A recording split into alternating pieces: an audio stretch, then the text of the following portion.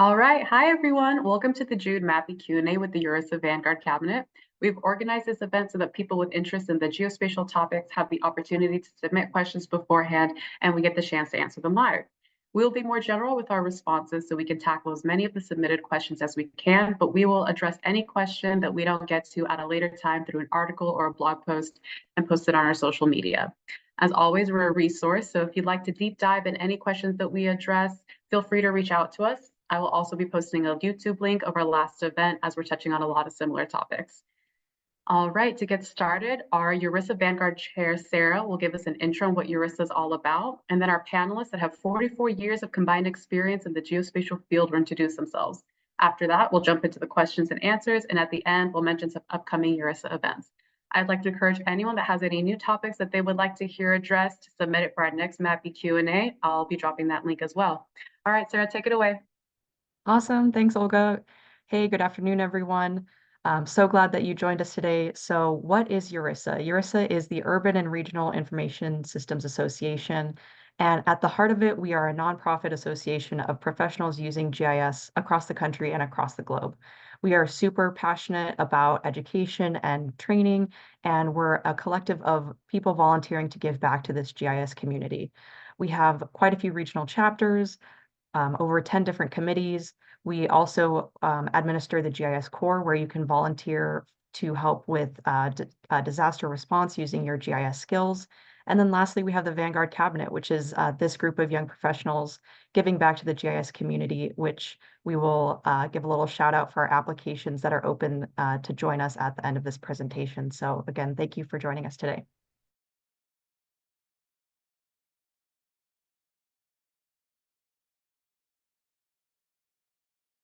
Okay, and our panelists are going to introduce themselves. We're going to get started with Brooke. Hi, hey everyone. Thanks for joining. My name is Brooke Hatcher. I'm a geospatial engineer and UX designer focusing with government contracting for FEMA, so disaster response, as well as census. So working with those data sets as well. I'm the outreach vice chair for the Vanguard Cabinet and excited to answer some of these questions. Hi, everyone. I'm Hannah Walters. I'm in Denver, Colorado, and I work for Denver Water. I work mostly with our watershed management and emergency management teams. And then outside of that, I'm on the Vanguard Cabinet and also the outreach coordinator for Rocky Mountain URISA. Hello, I'm Jordan Carmona. I'm in Salina, Texas, which is north of Dallas. I'm a senior geospatial development engineer, so just a really fancy way of saying a geo data engineer. And I work for an omni-channel retailer here in Texas. All right, everybody. My name is Olga Tambasides. I'm the GIS Tech 2 with Los Angeles County Department of Mental Health, doing a lot of visualization of the local community. And I'm also on the URISA Vanguard board and an active member in Cal URISA. Hey everyone, I'm Sarah Thompson. I'm the current Vanguard Cabinet Chair, and I am a GIS section manager for the Arizona Department of Transportation. And I'm also involved in the Arizona Geographic Information Council there, and happy to be here. Hello, everyone. My name is Sydney Feurig. Aside from my involvement in the Vanguard Cabinet, I am a planning specialist with the Tennessee Department of Transportation. So I spend a ton of time digitizing roads and managing our roadway data. Hi, everyone. I'm Hasmita Rayasan. I'm a project scientist at Satellites in Ohio. I'm originally from India. I came to the US for my master's 6 years back and then just landed from one job to another and moved from Boston to Ohio. I am an ex-Vanguard Cabinet member. I used to chair the mentoring committee till last year, and now I am, I think retired is the official word. But I'm so happy to be here, and it's so nice of the team, the VC, to invite me back and see a lot of friendly faces here. So yeah, excited to answer some questions. All right, thank you so much, panelists. I want to give a shout out to some of our awesome submitters. We also have a lot of anonymous submitters, so thank you, everybody. We really appreciate the engagement with this webinar. And we're going to get started with our first slide. So how can international students pursuing GIS careers navigate the process of securing an H-1B sponsorship from employers, and what strategies can they employ to increase their chances of obtaining sponsorship?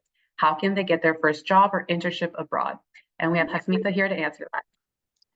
Okay, so that's 5 questions, and I'm gonna try my best to make it as concise as possible. So first step is how can international students navigate the process of securing H-1B sponsorship?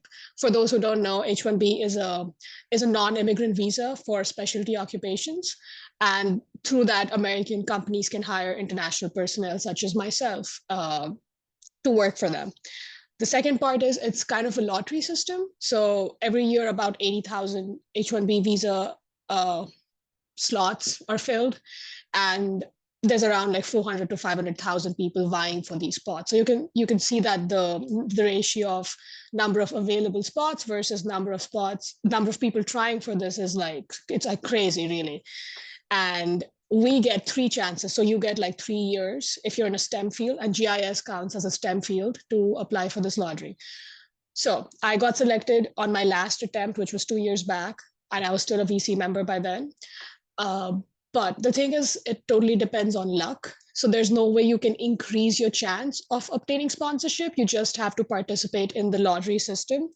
What you can help yourself with is finding an employer that will file for H-1B. So in my case, I was a research assistant for 2 years at Boston University, and BU did not sponsor for my H-1B. So I kind of missed my first 2 shots, which back then I did not know this, that it was, like a do or die kind of lottery. I was just, living life, didn't know much, didn't have many international student friends. So the first advice I would give is if you want to secure the H-1B sponsorship, it's best to get a grad school degree, like go to get a master's, get an MBA, and apply in a STEM field, because that way you can get 2 shots every year. So if you only have a bachelor's degree, you only get 1 shot a year, whereas if you have a master's degree or a PhD, you get 2 shots every year. So that's like kind of in the 3 years, you'll kind of be getting a lottery attempt 6 times. So that's the only way you can actually increase your chances. But other than that, it's just chance. There are websites online where you can see companies that do sponsor H-1B. So I think some of those are like My Visa Jobs, or if you just look up like H-1B Job Finder, you can see all the companies that have in the past filed for sponsorship. But again, this does not mean that if a company has never filed for sponsorship before, they wouldn't do it now. Like at my company, I'm the first H-1B candidate ever. So I had to kind of take HR and CEO, everyone at my company through the process. I had to even educate the lawyers to some point. So just make sure you know everything about H-1B, because chances are your company and will not know, because they're usually used to hiring Americans. And even if you're not in the US, I've seen someone like clocking in from Somalia, for example. You can find companies that will sponsor you even if you are outside the US, though, it's up to them if they want to do that or not. But I have had friends who have done that. How can you get your first job? It's the cliche answer. You just got to network. You got to reach out to people on LinkedIn, reach out to people who are on H-1B so they can kind of refer you to other, like your H-1B network can grow. And that's kind of how I helped like 3 of my friends find jobs as well, because we have this like network of people who are in the know.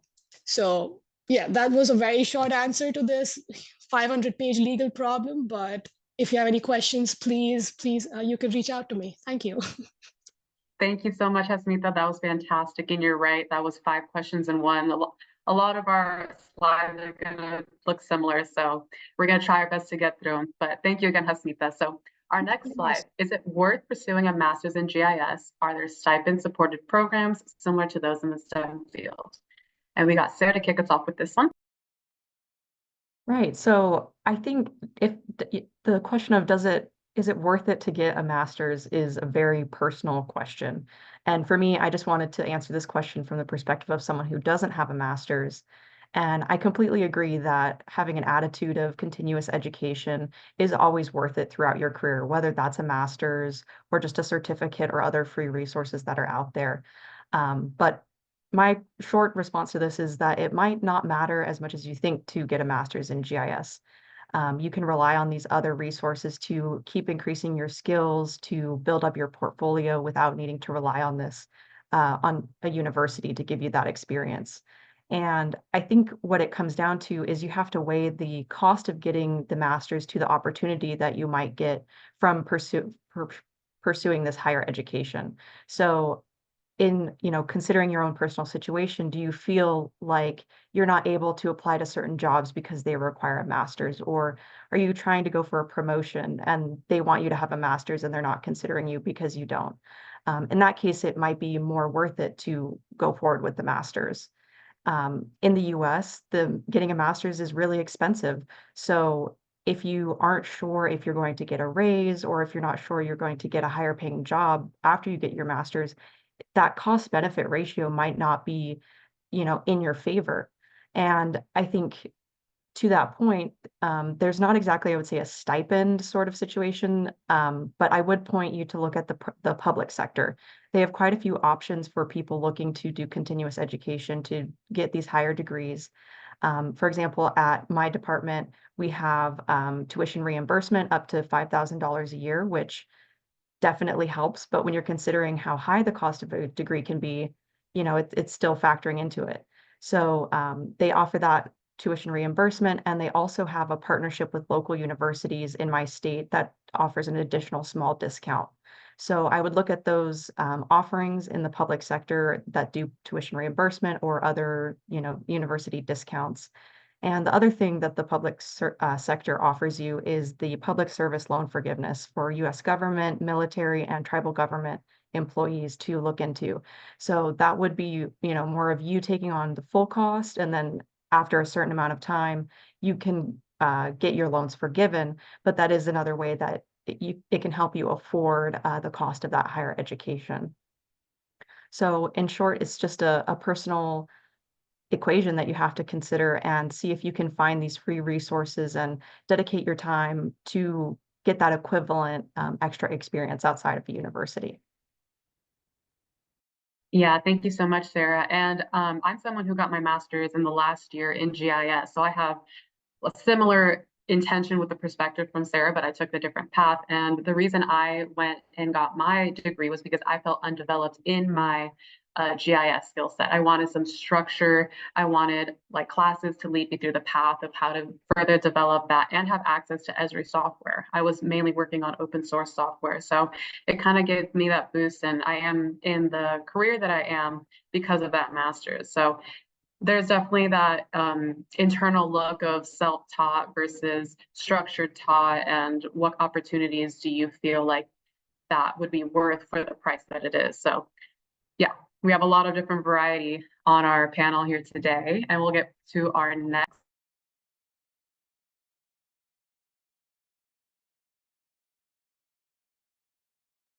Hi, everyone. So, as far as what advice would you give young professionals trying to land their first job? I would say be open to any and all opportunities that sound somewhat interesting to you. Don't expect your first job out of the gate to be perfect. I know I can speak for myself and a lot of my friends when I say it was a lot harder to get a job than we thought it would be, even talking to our career office and our friends and networking and doing everything we were told to do. It was still difficult. So be patient with yourself and be patient with your opportunities. See if something sounds interesting and go for it. So cast a wide net. Are you expected to know every GIS workflow by memory? No, you are not. So, in my experience, interviewers have asked conceptual questions. Do I understand how to go about this project? How would I go about doing this? Where would I find the answers? Or how would I look into what these tools mean? As long as you're familiar with the software, you can pick up these skills on the job because there are a lot of specific workflows.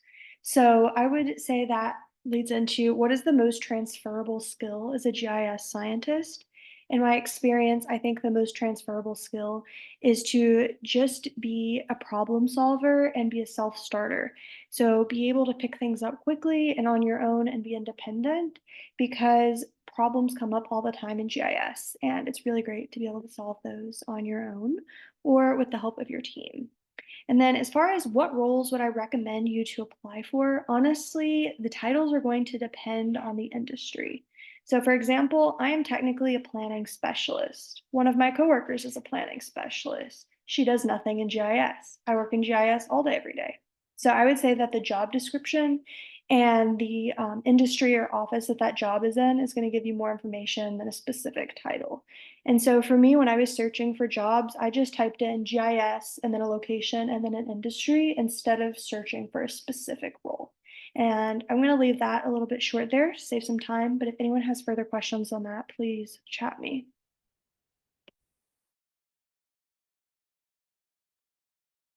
Awesome. Okay, so Jordan, did you have anything to touch on that or? I do. Yeah. So I just want to follow up on that with you know, the best advice I can give you for landing your first job is to have a resume that is not bad, a not bad resume.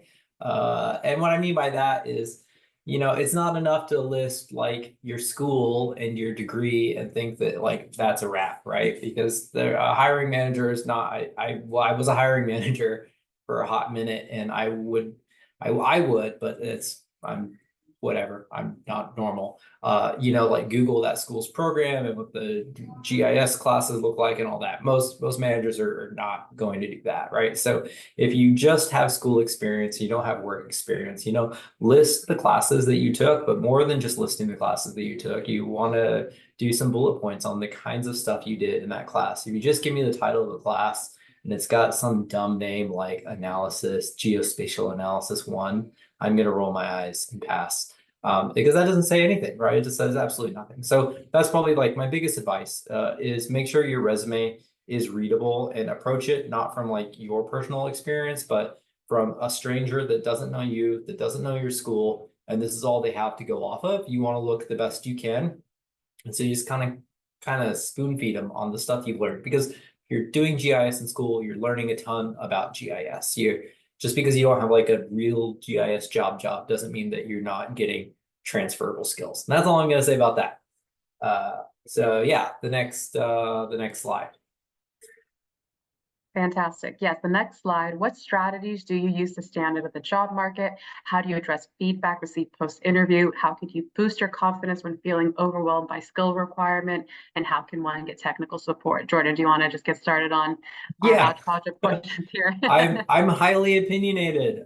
So for me, what I do to stand out in the job market is that I was more active on LinkedIn previously. Now that I got a job that I really like, I'm a little bit less active. But what I mean by active on LinkedIn is posting things, right, that are interesting, linking to things that are interesting, posting coding snippets, posting maps that you've made. All of those are great, and it shows that you've got chops. And if someone's looking at your resume and they stumble into your LinkedIn and they see all these things, right, that's going to be better than someone that doesn't have that. And I also present frequently at conferences. So here in Texas, we're pretty lucky to have quite a few local conferences and meetups.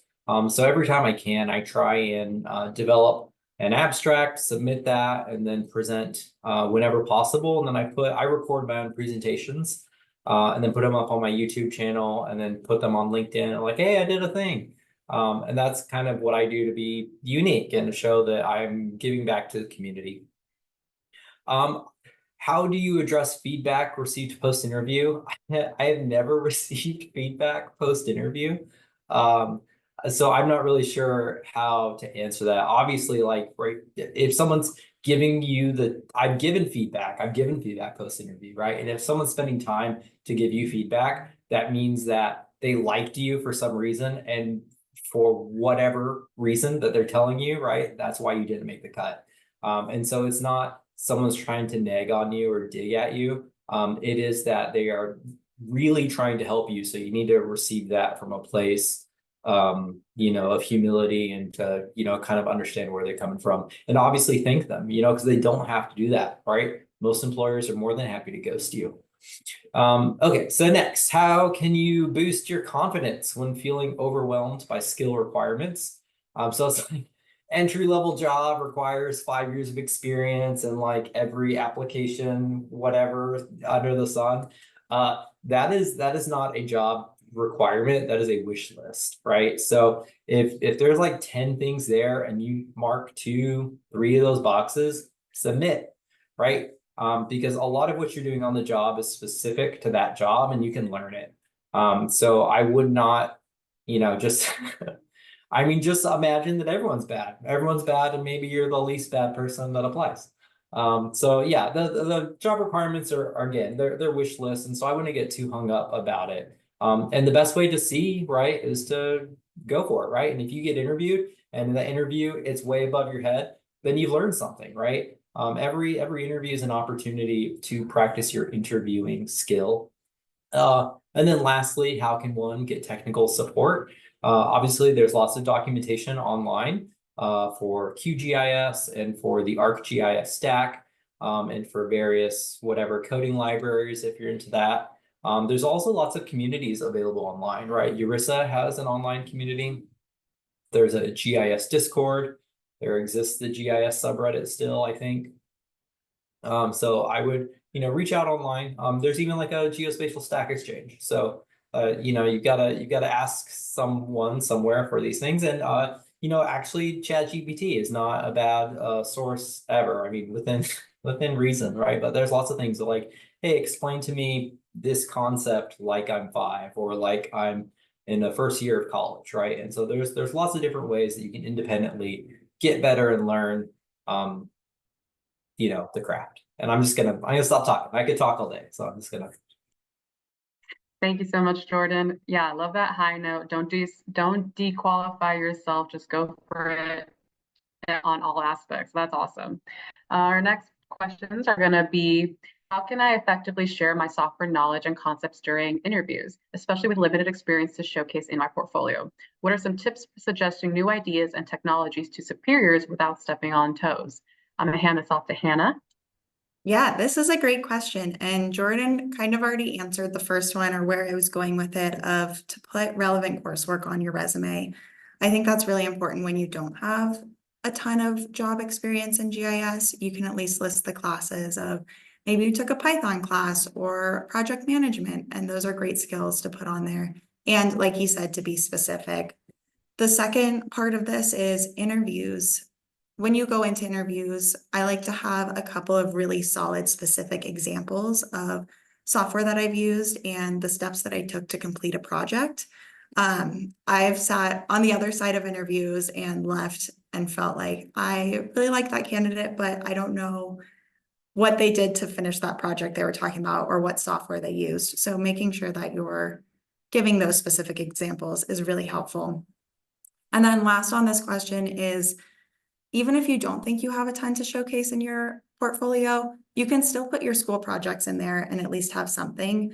A lot of people in entry-level jobs don't submit a portfolio or don't have that. So it's a really easy way to set yourself apart from other candidates. One cool one that I've seen are to create a free ArcGIS Online account and then do a story map, kind of showing your experience, but using maps with it. And that was a cool way. They didn't have a ton of GIS experience, but then I knew that they knew how to use ArcGIS Online. So that's one way to do it.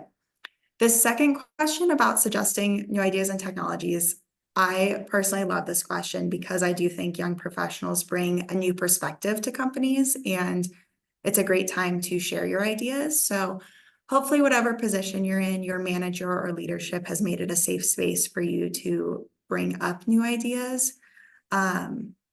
If not, that is probably something else to address, but hopefully they're open to receiving that feedback. As far as new technology, that can be really expensive. So I think if you're going to suggest that, it helps to come in with more of a project proposal and a strong use case for why you should have that technology. One thing that I really loved that I learned in training last week was to keep it passionate, but not personal. And so you can have passion for your new ideas and passion for this new technology, but just don't take it personally when it doesn't work out, since there's always organizational reasons or strategic planning reasons as to why maybe you don't end up getting that technology. But just be willing to share it and come with a strong use case for why you think they should use your new idea or new technology. And that's not stepping on toes. Love that. Passionate, not personal. We'll remember that. All right. So our next question we're going to move on to is please share your experience with networking and how it's advanced your career. Any advice on improving networking skills and any specific platforms, events, or meetups you found beneficial? We're going to bounce it right back to Hannah. Awesome. Again, this is a great question since I am very much an introvert. And I think that when you're entering your career, networking can feel really scary and foreign and just intimidating. But coming to events like this is a great first step towards improving your networking skills. Practice really does make perfect. And I think it's important to network with your peers just as much as networking with people who are above you. So there's a couple ways to do this. One, if you're a part of URISA, we do have monthly member meetups where you can hop on and talk to people and get to know them in a less formal setting.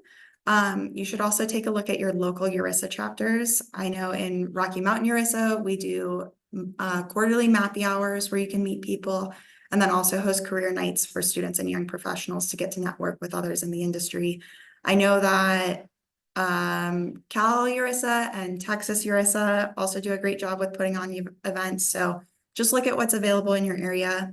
There's also a lot of states have their own GIS groups. So like we have GIS in Colorado, there's Washington GIS, and they put on a ton of events as well for you to go and just meet people. And that's kind of the goal, is everyone wants to network at these things.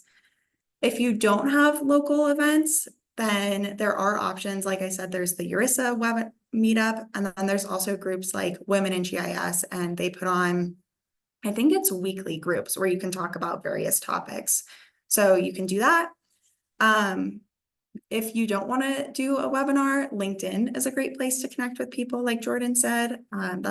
You can start reaching out to others, and just even liking and commenting people's posts on there makes that connection. If you're able to go to conferences, that's where I've had the best success with networking. And it's a great way to ask people about their careers, get advice from them. I think when you go up to people and you're first starting to network, it helps to have like a couple of questions in your back pocket. So for a while, mine was, what's the biggest piece of advice you tell a young professional? And then I'm getting advice and making a connection, which is super helpful.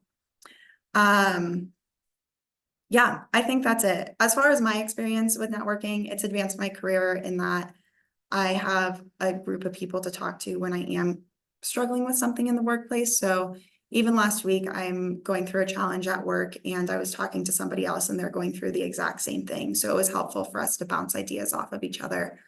Or I've seen things on LinkedIn and I'm like, that's the exact dashboard that I want to make for my company. So I reached out to that person and we were able to set up a meeting to talk about how to do it. So it's definitely a good way to connect with others, and it can lead to different jobs and just general career advice.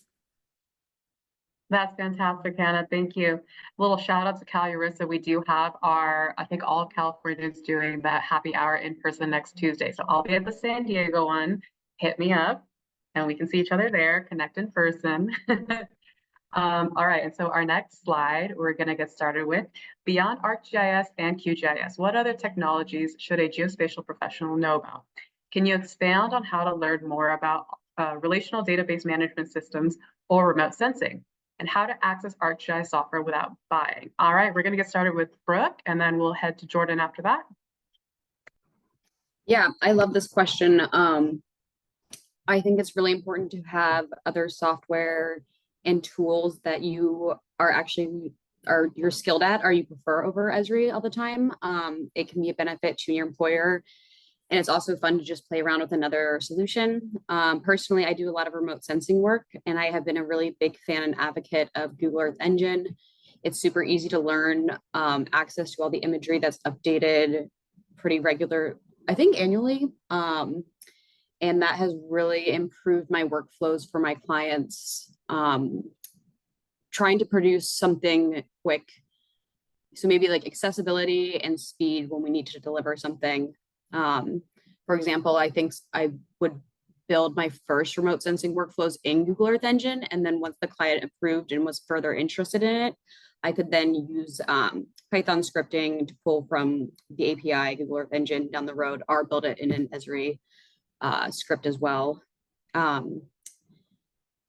think I just wanted to talk about Google Earth Engine. Jordan, do you have other ones that you prefer to use? Yeah, so you know, a shout out to Manifold GIS. That's an alternative to ArcGIS and QGIS that is cheap. It's cheap, which is great. But it's very highly parallelized. I could not say that word 100 times. And which means that it'll handle really large data sets really well. So if you have things that are kind of crashing, either of those, that's really good for processing. And then other like technologies, for me, one of the big things that I've had to kind of learn is GNSS, so Global Navigation Satellite Systems technology. And that's just really a hardware aspect of trying to know what hardware to use and why, and you know, pros and cons, how that kind of works. It will work in conjunction with the rest of the geospatial desktop platforms, you know, but it's a primary way that we collect data. So for me, that's something that's kind of important that is overlooked. And then, so can you expand on how to learn more about relational database management systems or remote sensing? There are some open source options, right? And that's always what I'm going to say because it doesn't cost money. You know, so MySQL, SQLite, and Postgres. Personally, I would do Postgres because it's like the biggest, best, most fully featured open source database out there, and it's great. It's amazing, and you should use it. You know, and it's just the PostGIS extension to that is just like so. It's like all of GIS but tabular, and if you can't tell, I'm geeked about it because I've recently done like a bunch of learning on the subject. So yeah, if you want to do databases, look up Postgres. All the documentation is out there because it's like the largest open source thing, and it's used a lot in cloud computing. There's tons of blogs and tutorials and all sorts of content out there. So that would be my recommendation: is if you want to learn about Postgres or you want to learn about databases, learn about Postgres because it's great. If you like want to do SQL Server, you could do SQL Server Express, but it's got some limitations, and I just wouldn't recommend it, so I'm not going to recommend it. And then remote sensing, I don't know much about remote sensing other than like it's there. Raster stuff has never really been my forte, but there's tons of free satellite data from the European Union and from NASA. So the data is there. I just don't, you know, it's up to you to apply it, I guess. And then the last one, how to access ArcGIS software without buying. You know, it's a licensed software, you got to buy it. They do have free licenses and reduced licenses, right? So a personal license here in the US costs $100 a year, just fairly cheap for what it is. And the other thing is, if you are part of a nonprofit, you can get ArcGIS licensing for free. So that would be another reason to volunteer with a GIS professional group. They are usually nonprofits, which means they have access to a bunch of the ArcGIS software, which you could, in your volunteer capacity, utilize and get better at and learn. So those are going to be all of my suggestions for that. And then lastly, I'll just say, you know, there's a whole world of programming with Python and R and SQL that all has to do with geospatial. So it's not exactly like software per se, but it's a whole world. And if you're interested in coding, I firmly believe that anyone can code, and you shouldn't, you know, think of it as like a beyond me or for smart people only. Because, you know, in my own career, I held myself back for a really long time because I held those kind of views that I was like too dumb to code. And now I code full time and I love it and it's great. So yeah, I'm just gonna stop talking again. Thank you guys so much. One last little shout out for how to access ARC software. I think the Esri MOOCs are free. So they're the massive open online courses. So you'll be enrolled for a period of time. And in that period of time, you will have access to those licenses to experiment through the course. So that's another last little option. And now we're on to our next slide. What has changed in the last 5 years, and do you see any trends coming into GIS industry that professionals should prepare for? Please expand on thoughts regarding big data and AI, and I'm gonna hand this off to Brooke. Yeah, I love talking about geospatial trends, and I try to keep up with what's out there for my own geeky knowledge and also for my clients and team. I do like how this says the last 5 years. I think most geospatial systems are now based in the cloud, are moving in that direction, and I think I like this term called modern GIS. If someone wants to research more what that actually means, the types of tools that are encompassed in the system when we went from desktop to cloud, which is probably honestly the last 10 years, not 5 years. So that obviously brings a whole new suite of tools and problems, but also being able to share data and have accessibility, cloud computing with, AWS backends or Google Cloud. Some more fun trends that I have seen, indoor mapping, I have been keeping up with, and I think super interesting. Now that most people have mobile apps and a lot of the world has been mapped. Obviously, we're still always updating it with new data and attributes and information, but I think there's a real call for mapping indoors for big industry buildings or event planning. And I'm interested to see where that goes. If you are also interested in that, I think it would be a really awesome thing to see on a resume if I was interviewing for a position. Specifically with big data and AI, when I first heard AI a couple of years ago, I always thought about it in the terms of deep learning and remote sensing. But now there really is a need with these cloud infrastructure to host these very massive data sets. So maybe they're also real time, so they're getting updated continuously throughout the day. But these browsers or web applications also need to be able to host them and interact with them and filter. So there's really a need for understanding these systems and tricks of how to make them work quickly, as well as the database backend.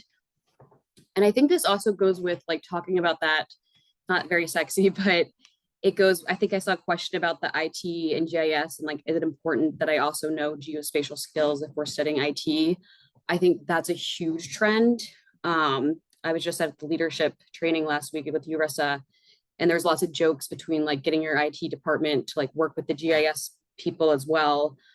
It would all be avoided if like both have that understanding. So I think that's I don't know if there's a new trend, but kind of new information for me that I would really recommend as well. Some other fun things, GeoParquet. I haven't used it, but I just saw it and like Felt. I've been using Felt a lot more for my clients for like a different web map sharing experience. And they're also linking to our AWS buckets as well as their Postgres. So if you're at that level, it's really awesome. I need to research more about it. I also really love Felt. So maybe looking at other web mapping solutions outside of Esri. I think there will probably be some more coming in the future. Do I still have, any thoughts? Or if anyone else wants to conclude?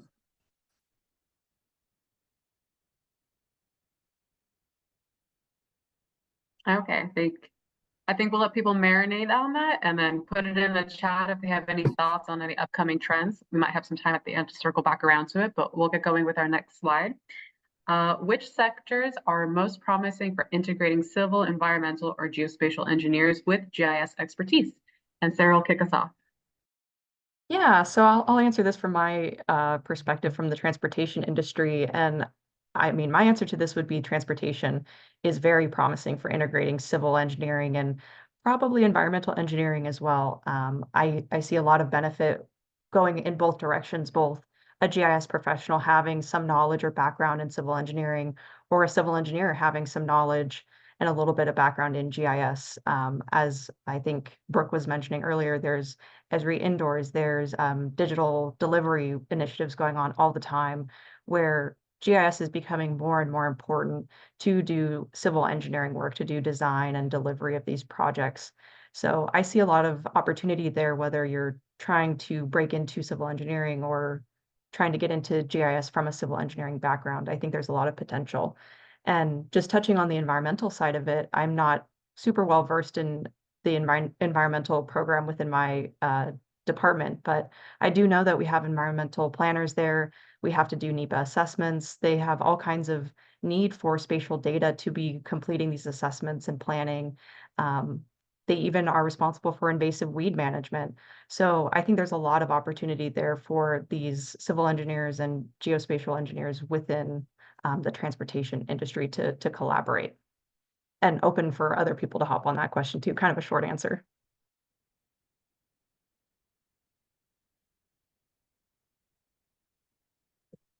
I will just say that I have an engineering degree in my undergrad, but the only place it helps me right now in the remote sensing field is like when I do math and stuff. Like sometimes it just ends up being useful, but you don't necessarily, like people who do get an engineering degree, I have one in geoinformatics engineering, which is like almost oil and gas related.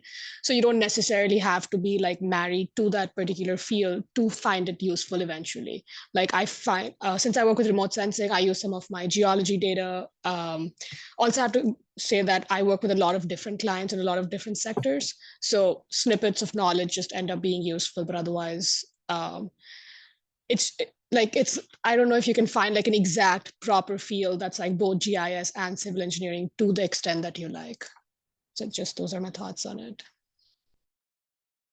Yeah, I can also add, if you're in the focus of geospatial engineer, I started out as a geospatial analyst and now I consider myself an engineer.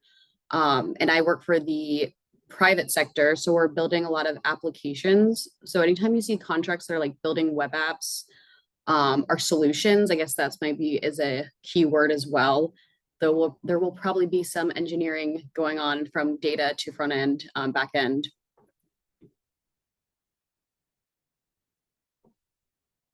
Awesome. Thank you, guys.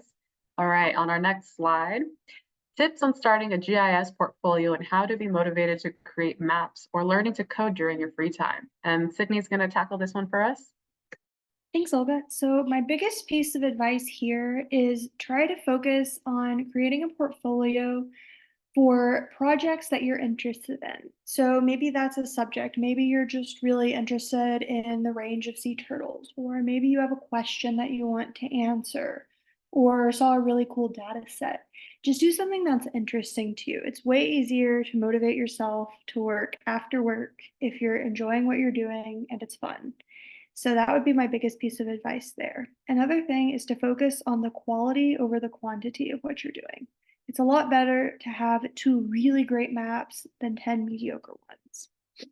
And that same thing with coding is find something that you're interested in.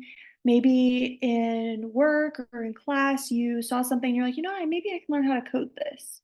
Then I would suggest see if you can try to solve that one problem. It's a lot easier to work on something if you have a small project to do instead of saying, I want to learn Python. No, say, I want to learn how to do this in Python. That makes it a lot more tangible.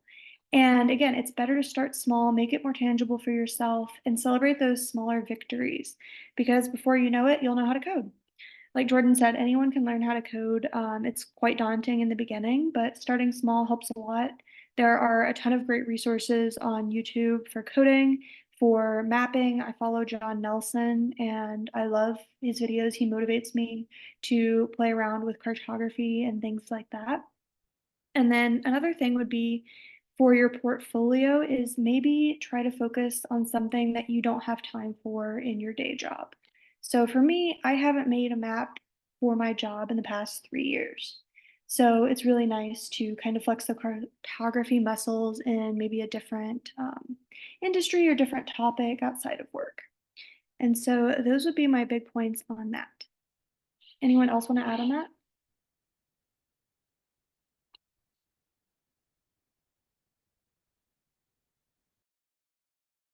All right, awesome. We'll let that marinate, maybe touch on it again towards the end, but we'll move on to our next slide. Thank you so much, Sydney. That was very thorough and helpful.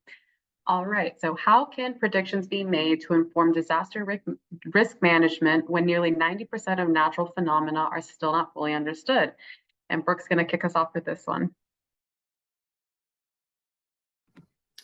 It's in the question section. Yeah, I really love this question because I work in disaster response. And I'm not sure like the tone of this question, but this is very true. And I just remember my boss, Chris Vaughn, at the time saying anything helps when it comes to disasters, even if it's only I think the threshold they used was 60% accurate. And yes, they aren't fully understood, but once we have these models in place, in my head, I'm thinking of we have these predictive risk predictive risk models. So we're understanding areas that are going to be impacted the worst on a scale of like 1 to 5, specifically focusing on building structures. And even if they just have if our models predict like 60% of that is true, that is some type of useful information to help the users of the field prioritize where efforts are needed or tools. And another thing I'd say about that is like once we have that model or that system in place, as data keeps improving, our new libraries come out, our new validation and new literature from other agencies producing similar stuff for disasters, it's just going to keep getting better.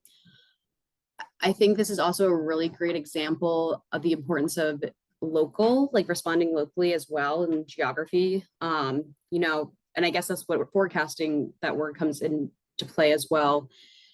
If you are really experienced with tornadoes in this like one county of Louisiana, like if these trees turn this color and that means it's going to be like this type of scale of a tornado, just having that experience and knowledge as well over time is really valid. So yeah, it's a very big field and it's not going anywhere. And it's just going to keep evolving as there's more disasters. So I'm also like happy to talk one-on-one if someone's here about this or provide resources as well to GIS and the disaster risk management field. Thank you so much, Brooke, and thank you for being that resource for people in the future. That's awesome that we have an expert right on the panel with that. All right, our next slide, we're gonna go to what impact does President Biden's Infrastructure Investment and Jobs Act have on the GIS job market? And I think Sarah's gonna help us out with this one. Yeah, so I just wanted to start with providing some background of what the IIJA, as we like to call it, is or what it's aiming to do. So basically, it's a very, very large investment act that puts funding available for state agencies to use this funding to make more resilient, better condition infrastructure. Basically, the aim is to make up for the lack of investment in infrastructure over the past few decades. So at least from what I understand, this Investment Act does not directly create GIS jobs. It might create a lot of construction jobs or other things like that to improve the infrastructure. But I do see it affecting the GIS job market in an indirect manner. So from my perspective, as in a GIS section at ADOT, we see this funding available where we could put out a contract to do this work, to start having more robust GIS data sets about the condition of bridges, about the condition of pavement, and how these different weather events impact those assets. So the private industry might experience a bit more funding or more projects available. And then indirectly, these agencies might see, oh, we need a lot more GIS support in order to make these assessments. And in order to apply for this funding, we need GIS data to do strategic investments to determine where we need to put our money. So that's kind of where I see the impact is. It's definitely there. It's a little bit indirect, but I think the IIJA is amazing and basically a clear message, in my opinion, from the government that GIS is important and GIS is critical to addressing these issues of safety, resiliency, and climate change. Thank you so much, Sarah. I know you mentioned that you recently looked into this in depth. So what a good coincidence that we got a question like this and that you were here to answer it. All right, so our second to last slide, we're doing great on time. I told these panels that we need to be concise and they're killing it. Can you expand on your non-academic career path and mention any organizations that do interesting GIS work locally and internationally? This is for anyone on the panel. These two were bonus questions that we hoped we had time to get to, but I know Hasmitha at least has a little bit to kick us off with.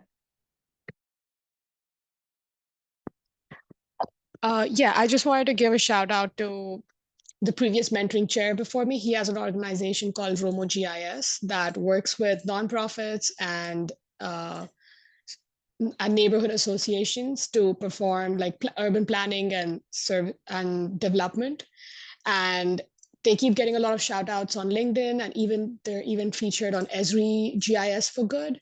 And speaking of Esri GIS for Good, I would recommend checking out their website because they highlight a lot of people and businesses that do good around the world. So I'm going to find the link and put it in the chat. But yeah, I just wanted to give a shout out to Romo GIS, and Frank Romo, who's the founder of that, was the mentoring chair of the Vanguard Cabinet mentoring committee right before me. So just that. Jordan linked it. Thanks, Jordan. Awesome. And I know that the first part of the question is to expand on your non-academic career path. So not to put Sarah on the hot seat, but I know you mentioned that you didn't get the master's, but you're really far in your GIS career. Do you think you could give us a little timeline of how that happened? Yeah, I could definitely give the overview of it. Thank you. So initially when I started, graduated high school and was going into college, my idea was to go into the biology field. So my bachelor's is actually in biological sciences and not in GIS at all. So not only do I not have a master's in GIS, I also don't have a bachelor's in GIS. And while I was getting that degree, I got a GIS certificate to support biology. And I think that's another key, maybe one of the key pieces of my career is realizing that GIS was this support function, and I was originally intending it to be a support function for conservation work, but it ended up being a support function for transportation work for me. So I think keeping that open mind of you might not end up in that exact industry that you were aiming for, but you can still have GIS be a part of it. So I get, going back to it, I graduated with my bachelor's and was looking for my first job out of college, and just decided to start looking for jobs that had nothing to do with biology and just used the GIS certificate, and wanted to see where that started to take me. And I was able to get my first GIS technician job. After a year of that job, I was promoted into the manager role, stayed there for a year, and then moved to another company where I took on another GIS manager role and have been there for the last 2.5 years. So I think I was quite successful with just utilizing this GIS certificate and learning on the job, and building up my skills outside of university and outside of academia. Thank you so much, Sarah. Yeah, that's amazing how, the GIS tool and the certificates in GIS and the education in GIS, all of it are just tools in our life. So that's awesome that you explained that out. And we're on to our last question. Suggestions on how to commercialize GIS for remote sensing skills. I know Brooke's going to kick us off, but if any other panelists after that has experience with this, feel free to speak up. Yeah, I think we almost took this question off, but I thought it was really interesting. Maybe like a brainstorm question. Commercialize. So, I mean, even thinking of like that indoor, okay, my first answer to this is think of problems in your like daily life that GIS could help. And I feel like those are what start these like small startups and companies to use, for your own commercial business, or also like you can sell this solution to another more commercial based GIS, I guess, like consulting. I think an example I used is I was one time on vacation with someone that focuses on solar, I guess solar roofs or solar, installing those for homes. And he's mentioned that he would love to be able to have some way to understand roofs, homes in California that were older than 20 years, so he could really prioritize and target his business to those areas. And I remember talking like, oh, we could easily do that with like a deep learning model on roof types for the California and those different geography areas. And I didn't start a business with that, but it's those types of problems and questions are like also using those side projects for your portfolio that I think are really great to be able to like commercialize those skills. I don't know if anyone else on the panel has had situations like that, but I think that's kind of a good example. I'd say that probably doing something with drones would be one of the more cost-effective business ideas to do, right? 'Cause the drone hardware is fairly inexpensive. But you know, you also gotta kind of have like the temperament for doing your own business thing. And I've tried to do like I did one consulting job once, and that's all it took to let me know that that's not what I want to do. So it's just one of those things that there's a lot of baggage that comes with it that is beyond, you know, just making the map or doing the analysis. What was some of that baggage? Oh man, getting people to pay. Oh, okay. Wow. Stressful. Yeah. Is it, I think, somewhat, I don't know if Johnny's here. He's on the Vanguard Cabinet, and he mentioned there's like a website that you can look at part-time. Oh, right, Olga, what was that? Do you Upskill. Upskill, I think, upskill, like skills, upskill.com is like, I think, a contracting website, and a lot of it has GIS jobs on there. I was browsing as well, but it seemed intimidating, so. That's if you don't, I'll find that link. That's probably a great way that those listings probably answer this question as well, like what's out there right now for the industry, what people are looking for, and they have money. That's it. So not what people are looking for, they have money for it as well. That's the key. Yeah, absolutely. I agree. Thank you so much, Brooke. That was really thorough and insightful, and we'll be posting that link so that people can browse if that's the route they want to take. There's no shame, and there's lots of bravery in that. Awesome, everybody. So those were our questions for today. Those were our answers. I hope that this was beneficial for you guys. We'd love to hear your thoughts. Feel free to reach out to us on LinkedIn. And I'm going to hand this off to Sarah to give us a little update on upcoming URISA things. Thank you, everybody. Yes, thank you so much. And kudos to everyone giving their feedback in the chat. That was amazing. So just really quickly, we have a lot of upcoming events. The biggest one we wanted to highlight is in October, URISA will be having their annual conference in Portland, Maine. We hope to see you there. We'll be having a young professional social, and we would just love to get the word out about it. And oh, there we go. The other announcement I wanted to give is that applications are now open to join the Vanguard Cabinet. So if you're a young professional under 35 years of age, we would love to have you join our board of young professionals to serve a 3-year term volunteering, running the URISA Mentoring Network, doing outreach events just like this, writing blogs, all kinds of different stuff, and hosting events for young professionals. So apply today. We have a lot of information on our LinkedIn about what it entails and where you can apply. So we hope you consider that opportunity. And just a couple of webinars to highlight here. We have a URISA Excellence in GIS webinar upcoming. There's a URISA member meetup next month, and also a book club meeting if you're into, you know, the intersection of GIS and book reading. That should be a fun opportunity to meet and network with people. We also have an upcoming 911 workflow that should be exciting to attend.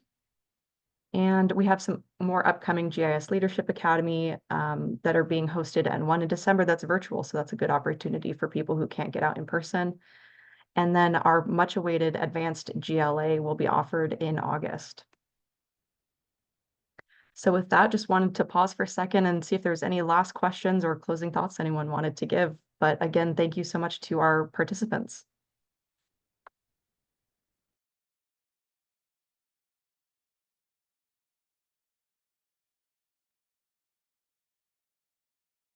Thank you guys so much. This was awesome. I think lots of questions and answers being answered through our panel, through the chat, I think directly in the Q&A. And yeah, feel free to post any questions for our upcoming event. It's going to be sometime in November. We look forward to answering them for you guys. Have a fantastic Tuesday, everybody. Thank you.